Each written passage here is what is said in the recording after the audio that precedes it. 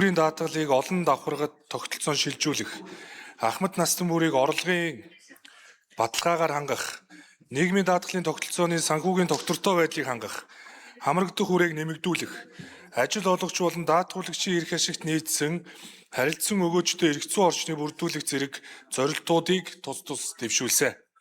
Нийгмийн даатгалын тогтолцоо нь улсын нийгэм эдийн засгийн нөхцөл байдал, хүн ам зүй насны бүтэц, хөдөлмөрийн зах зээлийн өөрчлөлтөд уялдан шинжлэгдэх шаардлагатай байдаг. Монгол улсын хувьд 1995 онд шимтгэл суурилсан нийгмийн даатгалын тогтолцоог бий болгож, 1999 онд нэрийн дансны тогтолцоог нэвтрүүлж, 2015 онд төрөөс тэтгэврийн шинжилгээний талаар баримтлах бодлогыг улсын их хурлаас тус баталсан. Түүнчлэн 2017 онд нийгмийн даатгалын багц хуульд нэмэлт өөрчлөлт оруулж, тэтгэврийн даатгалын тогтолцооны параметрийг өөрчилж, 2023 онд нийгмийн даатгалын багц хуулийн шинжилсэн найруулгыг улсын их хурлаас баталсан. Ийхүү нийгмийн даатгалын тогтолцоон шинжилгээг арга хэмжээг үе шаттай хэрэгжүүлж ирсэн боловч өнгөрсөн хугацаанд тэтгэврийн шинжилгээг тууштай үргэлжлүүлэхэд төсөв санхүүгийн болон улс төрийн сорилтууд бидэнд тулгарсаар ирсэн. Тэтгэвэр шударга биш байгаа тухай, хүний хөдөлмөрийн үр шимийн үнэлэмж, ирээдүйн баталгаа болохгүй байгаа талаар олон жил ярьсаар ирсэн боловч дорвитой өөрчлөлт шинжилт хийж бид чадсангүй. Өнөөдрийн алга ташлтын төлөө сонгуулийн мөчлөг бүрд тооцоо судалгаагүй том шийдвэрүүд гаргаж, тэтгэврийн сангийн алдагдлыг улам нэмсээр ирсэн боловч тэтгэвэр авагч, шимтгэл төлөгч, ажил олгогчид сэтгэл ханамжгүй хэвээр байна. Өнөөдөр мөрдөгдөж байгаа тэтгэврийн даатгалын хуваарлтын тогтолцоо орлогоороо зарлага бүрэн нөхөж чадахгүй хурж, улсын төсвөөс тэтгэврийн санд олох санхүүжилт жилээс жилд өсөн нэмэгдэж байна.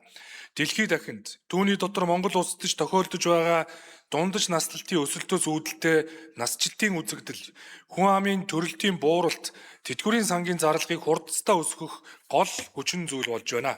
Тэтгэврийн тогтолцооны үндсэн параметрүүд болох тэтгэврийн даатгалын шимтгэлийн хувь хэмжээ, тэтгэврийн нас, тэтгэвэр бодох хувь хэмжээний үзүүлэлтүүдийг даатгалын актуар тооцоолт үндэслэлгүйгээс сангийн зарлагад сөрөг нөлөө үзүүлж, даатгуулагчийг олон жил доктортой шимтгэл төлөхийг урамшуулахгүй байна. Илүү олон жил нийгмийн даатгалын шимтгэл төлснөөс эрт тэтгэврт гарсан ашигтай гэж даатгуулагчид үзэж байна. Тэтгэвэр бол хүний хөдөлмөрийн шударга үнэлэмж байх ёстой. Тэтгэврийн тогтолцоо зөвхөн ахмадуудын асуудал биш. Шимтгэл төлөгч хэн бүрийн ирээдүйд залуучуудад итгэл төрүүлсэн баталгаа, ажил олгогчдоо урамшуулсан илүү олон талтай, өчигдөр өнөөдөр маргааш их холбосон тооцоо судалгаатай тогтолцоо байх ёстой юм а. Өнөөгийн тэтгэврийн даатгалын санд бага хэсэг нь их хувь нэмэр оруулж, харин бага хувь нэмэр оруулсан нь ихийг хүртэж болдог шударга бус тогтолцоо бий болоод байна. 10 хүний 6 сард 769 мянга, түүнээс бага тэтгэвэр авч байна. Энэ нь үндэсний статистикийн хорооноос мэдээлсэн 2025 оны улсын дундаж нэрлсэн цалингийн 28%-ийг бүрдүүлж байна.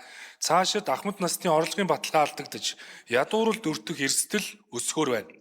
Хэрэв тэтгэврийн даатгалын өнөөгийн тогтолцоонд тодорхой өөрчлөлт хийхгүй бол ирээдүйд ахмад наснуудад зохистой хэмжээний тэтгэвэр олгоход хүндрэл үүсч, тэтгдэг биш тэтгүүлдэг тэтгэврийн сангийн өрийг хооч үе төлөх шаардлага үүсэх болно.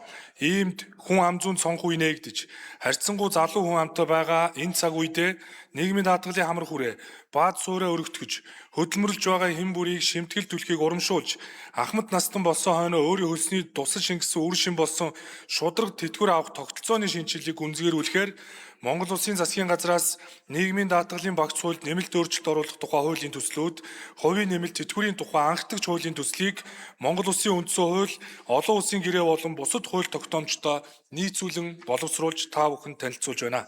Нийгмийн даатгалын ерөнхий хуульд нэмэлт өөрчлөлт оруулах тухай, нийгмийн даатгалын сангаас олгох тэтгэврийн тухай хуульд нэмэлт өөрчлөлт оруулах тухай, нийгмийн даатгалын сангаас олгох тэтгэмжийн тухай хуульд нэмэлт өөрчлөлт оруулах тухай, нийгмийн даатгалын сангаас олгох үйлдвэрлэлийн осол мэргэжлийг шалтгаалсан өвчний тэтгэвэр тэтгэмж төлбөрийн тухай хуульд нэмэлт өөрчлөлт оруулах тухай болон дагалдах хуулийн төслүүдэд олон давхаргад тэтгэврийн тогтолцооны суур давхарга болох баталгаа тэтгэврийг шинээр бий болгох, тэтгэврийн тогтолцоонд параметрийн өөрчлөлт хийх, нэрийн данснаас бодит хагас хуримтлалын тогтолцоонд сонголттойгоор үе шаттайгаар шилжих, хувийн нэмэлт тэтгэврийн тогтолцоог нэвтрүүлэх, нийгмийн даатгалын хамрах хүрээг өргөдөх зорилгоор тодорхой нөхцөл хязгаартайгаар шимтгэлийн чөлөөлөлт хөнгөлт үзүүлэх зохицуултуудыг тус тусгалаа.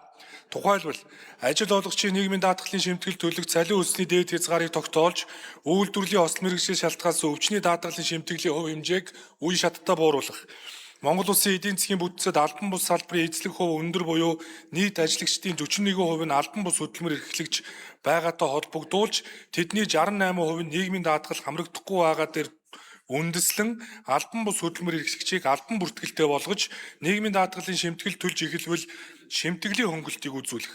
Шинээр бизнес эхлүүлсэн бичил, жижиг аж ахуй нэгжүүдийг зарим төрлийн нийгмийн даатгалын шимтгэлээс тодорхой хугацаанд чөлөөлөх. Оюутан суралцагчид болон тэднийг ажилуулж байгаа ажил олгогчийг зарим нийгмийн даатгалын шимтгэлээс чөлөөлөх. Ажил гүйцэтгэх, хөдөлсөөр ажиллах гэрээ болон тэдгээртэй адилдах хэд хэдэн гэрээгээр давхар ажил эрхэлж байгаа даатгуулагчийн бүх гэрээнээс давхар шимтгэл авж байгааг өөрчилж, даатгуулагчийн сонголтоор 2 хүртэлх гэрээнд шимтгэл ноогдуулдаг болох. Олон жил шимтгэл төлсөн ч бага цалинтай байгаа хүмүүс бусдыг асарж байсны улмаас хөдөлмөрийн зах зээлд цөөн жил ажилласан иргэд хуваараа хөдөлмөр эрхлэгч албан бус салбарын зэрэг тогтмол бус орлоготой байсан ахмад насны орлогын баталгааг сайжруулах зорилгоор баталгаа тэтгэврийг нэвтрүүлэх, хийсвэр нэрийн дансны аргыг өөрчилж, хуваарлалтаас хагас хуримтлалд үе шаттай шилжих суурийг тавьж, даатгуулагчийн сонголтод үндэслэн тэтгэврийн бодит мөнгө хуримтлал үүсгэн түүнд засгийн газраас дэмжлэг үзүүлж эхлэх. Ажил олгогч даатгуулагчийн сайн дурын санаачлагаар тэтгэврийн нэмэлт хуримтлал үүсгэх хувийн нэмэлт тэтгэврийн тогтолцооны хяналт зохицуултыг бий болгож, даатгуулагчийн ирээдүйн хөрөнгийг эрсдлээс хамгаалах эрх зүйн орчныг тус бүрдүүлж байна. Ийхүү тэтгэврийн шинжилгээг үнзгэрүүлж, нийгмийн даатгалын шимтгэлийн уян хатан тогтолцооны эрх зүйн орчин бүрдүүлснээр хөдөлмөр эрхэлж байгаа хэн бүрийг нийгмийн даатгалд хамруулахыг урамшуулж эхэлнэ. Олон жил тогтвортой шимтгэл төлсөн хүний хөдөлмөрийн үн цэнийг шударгаар үнэлнэ. Ахмад настай болсныхын дараа төлсөн шимтгэлтэй нь уялдсан хэмжээний тэтгэвэр олгох, ажил олгогчийн хөдөлмөрийн зардлыг бууруулж, ажлын байраа хадгалах, ажилтныхаа цалин хөлсийг нэмэх боломжийг бүрдүүлэх юм а. Илүү олон жил шимтгэл төлөхийг үнэлдэг, урамшуулдаг, хүний хөдөлмөрийн үр шимийг хамгаалдаг, шудраг тогтолцооны шинжиллийн тухай дуустдаггүй яриаг дуусгацгаая. Тэтгэвэр бол халамж биш даатгал юм а. Тэтгэвэр бол даатгуулагчийн ирээдүйн орлогын баталгаа. Хөдөлмөрийн хөлснийхөө хуримтлуулсны үр дүнд үүссэн хуримтлал юм а. Нийгмийн даатгалын ерөнхий хуульд нэмэлт өөрчлөлт оруулах тухай хуулийн төсөл болон уг хуулийн төсөлтэй хамт өргөн мэдүүлсэн хуулийн төслүүдийг хэлэлцэн дэмжиж өгөхийг Улсын их хурлын эрхэм гишүүд та бүхнээсээ хүсье. Баярлалаа. За баярлалаа. Төслүүдийн талаарх хүний хөгжлийн нийгмийн бодлогын байнгын орон санал дүгнэлтийг